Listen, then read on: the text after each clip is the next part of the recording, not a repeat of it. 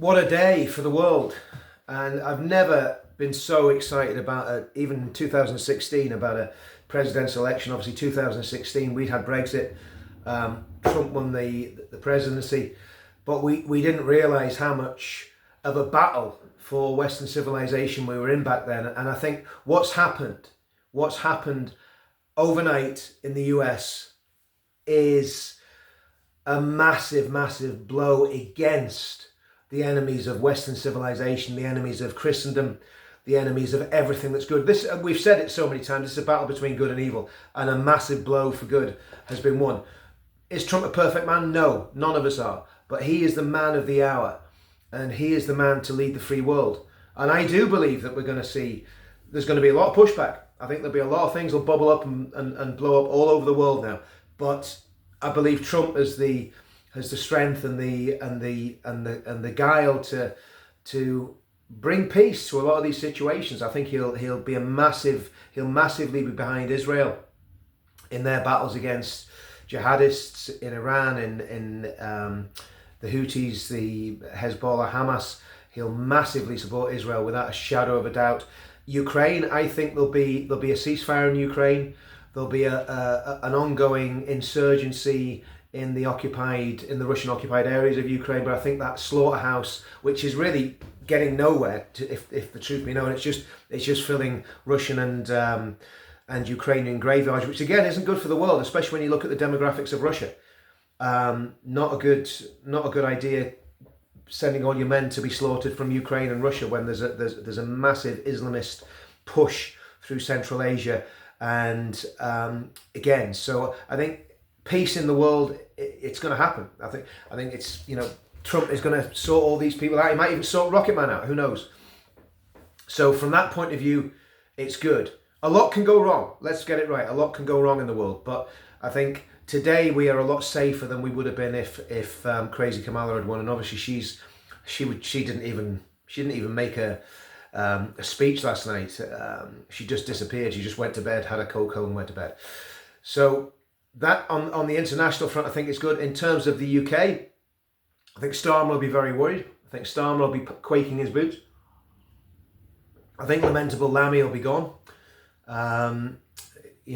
He insulted Trump terribly, and you can't have a foreign secretary, someone that's going to be dealing with the United States, who's insulted the head of state. It's just, I don't think that's going to happen. In terms of America and free speech, it was looking like there was going to be a massive crackdown on free speech. They were going to go after Elon, they were going to go after Twitter. And what I'm hoping is that actually it puts in reverse a lot of this terrible, terrible legislation that's been pushed upon the UK, Ireland, Europe through the so-called internet harms legislation, which is basically just a charter for doing away with our freedom of speech. And also economically in America, I mean, he's just going to be drilling for oil, gas. The price of oil is going to come down.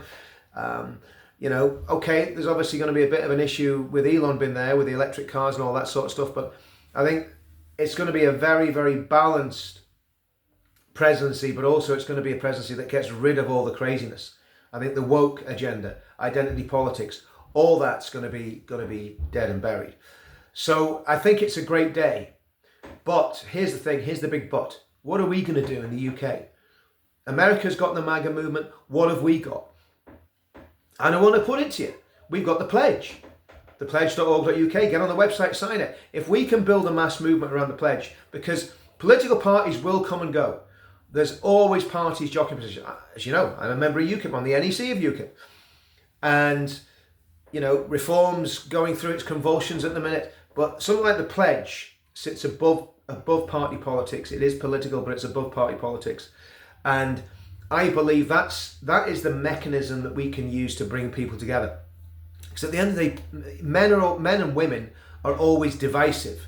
We always clash, we have personality clashes, we have things we don't like about people. But when it comes to an ideology, if everybody signs up to that ideology, that can make a massive difference. Because we need to do in 2029 what Trump has just done, except we need a bigger political miracle. We need a party or a movement. It doesn't matter whether it's a party or a movement of people within parties. So let's say, for example, the right wing of the Conservative Party get involved in the pledge, the Reform get involved in the pledge, UKIP get involved in the pledge, and all the other independents and all the other smaller parties out there that can agree and align themselves with those very moderate and centrist principles. If that happens, then excuse me, been wiped out with a bit of man flu. That's why I haven't done videos the last couple of days.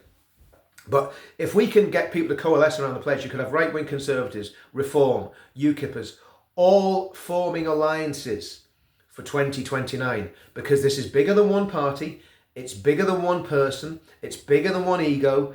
This is the future of our country that's at stake. And the pledge is owned by no one. The pledge is the people's pledge. It's the Magna Carta of the 21st century.